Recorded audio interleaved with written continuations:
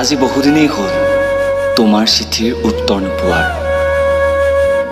বহু অপেক্ষাৰ অন্তত তোমাৰ চিঠিৰ উত্তৰ পাই মোৰ চন পৰি ৰোৱা খৰাং হৃদয়খনিত বাৰিষাৰ এজাক আশাৰ বৰষুণ নামি আহিছে।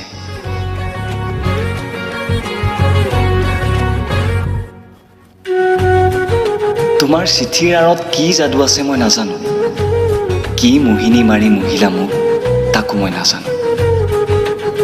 নিতৌচোন ন ন ফুলৰ পাহি মেলে, তাত মই চুমা খাওঁ, সুগন্ধ লওঁ আৰু কথা পাতোঁ।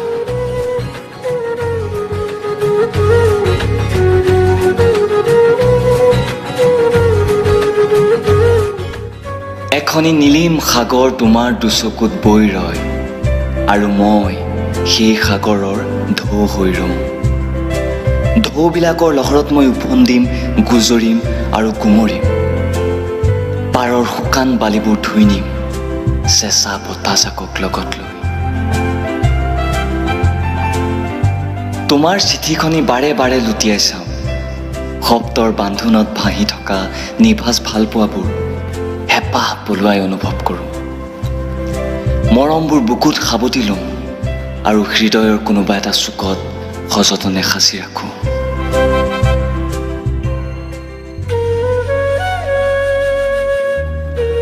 জানানে তুমি, তোমাৰ এই যে দুচকুৰ বেকা চাৱনি, লগত মোৰ হিয়া হাত পেলোৱা সেই যে মিঠা হাঁহিটি, আহ, মোৰ কলিজাখনত কেঁচেককৈ কিবা এটাই মাৰে, কোমলকৈ বিষ হয়।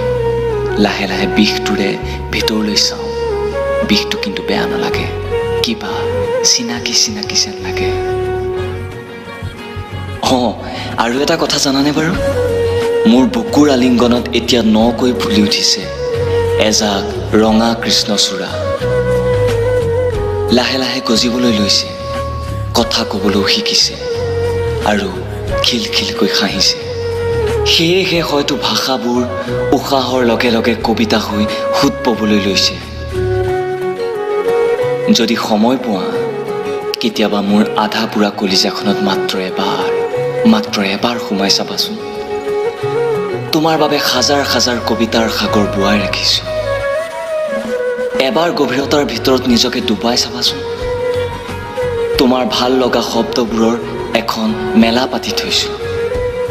তাত তুমি উমলিবা, গান গাবা আৰু সপোনৰ তুলিকাৰে মোৰ হৃদয়ৰ কেনভাছত জীৱনৰ ৰামধেনু আঁকিবা।